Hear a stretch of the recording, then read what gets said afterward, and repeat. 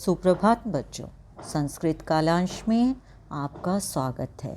विचित्रः साक्षी इस कथा में अभी तक आप पढ़ चुके हैं कि किस प्रकार से निर्धन व्यक्ति के द्वारा आरक्षी को, एक पहरेदार को चोरी करते हुए पकड़ा जाता है। लेकिन वो पहरेदार इतना चतुर होता है कि वो चोर चोर करके गांव वालों को एकत्र कर लेता है और उस निर्धन व्यक्ति को ही अभियुक्त बना करके, अपराधी बना करके चोर के रूप में न्यायालय में प्रस्तुत कर दिया जाता है।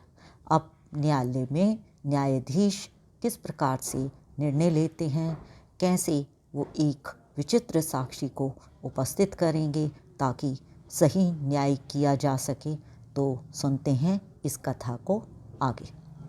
अग्रिमे दिने स आरक्षी चोर्याभियोगे तम न्यायालयम नीतवान। अगले दिन वह यानी कि वह निर्धन व्यक्ति और आरक्षी जो है वह पहरेदार चोर्या अभियोगे, चोरी के आरोप में, तम उसको न्यायालय नीतवान लाया। नी धातु तवतु प्रत्यय लाया गया। अगले दिन वह रक्षा पुरुष उसे चोरी के अभियोग में न्यायालय ले गया। नीतवान ले गया। न्यायाधीशो बंकिम चंद्र उभाभ्याम पृथक पृथक विवरणम श्रुतवान। और न्यायाधीश कौन है? बंकिम चंद्र। उभाभ्याम, उभस शब्द दोनों के लिए, उभाभ्याम दोनों को, पृथक पृथक अलग अलग उन दोनों से, विवरण को श्रुतवान सुना, जो घटना घटी उसे सुना। सर्वम वृत्तम अवगत्य, सर्वम वृत्तम सारी घटना को अवगत्य समझकर, स तम निर्दोषम अमन्यत उन्होंने उसको यानी कि न्यायाधीश बंकिम चंद्र ने उसको निर्दोष माना, उस अतिथि, उस निर्धन व्यक्ति को निर्दोष माना। आरक्षिणम च दोष भाजनम, और जो आरक्षी था, जो पहरेदार था, उसे दोषी जाना। किंतु प्रमाण अभावात् स निर्णेतुम न शक्नोत, न जमा अशक्नोत दीर्घ संधि। किंतु प्रमाण के अभाव में, साक्षी के अभाव में, प्रूफ के अभाव में वह निर्णय लेने में समर्थ नहीं थे। ततो तत्पश्चात असौ वह, तौ उन दोनों को अग्रिमे दिने उपस्थातुम आदिष्टवान, अगले दिन उपस्थित होने का आदेश दिया। अन्य तो अगले दिन तौ न्यायालय स्वस्वपक्षम पुनः स्थापितवन्तो, अपने अपने पक्ष को फिर से स्थापित किया। तदैव कश्चित्, तभी कश्चित् किसी, तत्रत्य कर्मचारी समागत्य न्यवेद्यत, तभी किसी कर्मचारी ने आकर के निवेदन किया कि इत क्रोशद्वय अंतराले कश्चित् जना केनपि हता, कोई व्यक्ति किसी के द्वारा मार दिया गया है। 2 कोस की दूरी पर, न्यायालय से 2 कोस की दूरी पर कोई व्यक्ति किसी के द्वारा मार दिया गया है।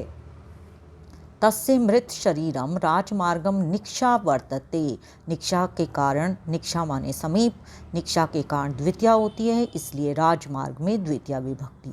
उसका मृत शरीर राजमार्ग पर, सड़क पर के पास वर्तते है। आदिश्यताम किम करणीयम इति, आदेश दीजिए कि क्या करना चाहिए। न्यायाधीश आरक्षिणम अभियुक्तम च तम शवम न्यायालय आने तुम आदिष्टवान। न्यायाधीश ने आरक्षी को यानी कि उस पहरेदार को और अभियुक्त को, उस शव को न्यायालय में लाने के लिए आदेश दिया। आदेशम प्राप्य उभौ प्राचलताम, आदेश को प्राप्त करके दोनों, उभौ दोनों, प्रजमा अचलताम दोनों चल दिए।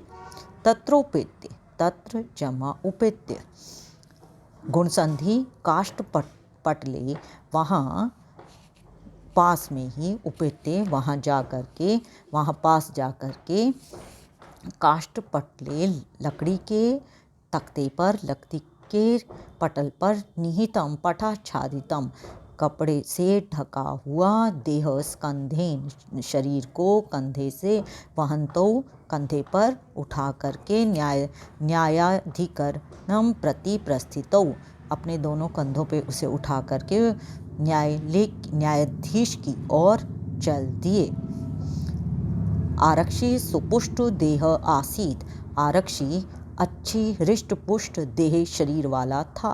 अभियुक्तश्च अतीव कृशकाय, और अपराधी जिसे अपराधी बनाकर उपस्थित किया गया था वो अभियुक्त अत्यंत दुर्बल शरीर वाला।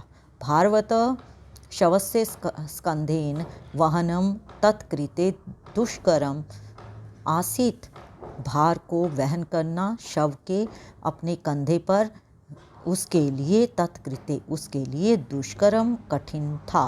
स भार वेदनया, वह भार की वेदना से, वेदना शब्द तृतीया विभक्ति वेदनया, क्रंदती स्म चिल्ला रहा था।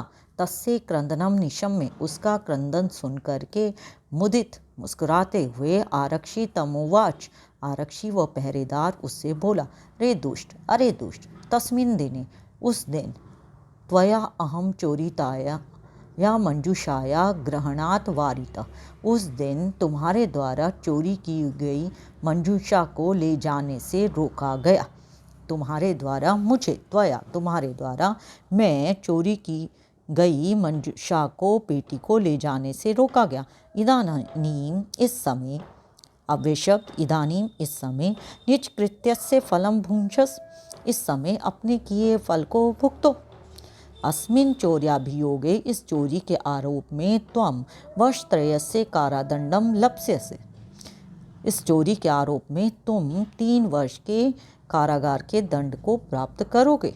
इति प्रोच, ऐसा बोलकर जोर से हंसने लगा।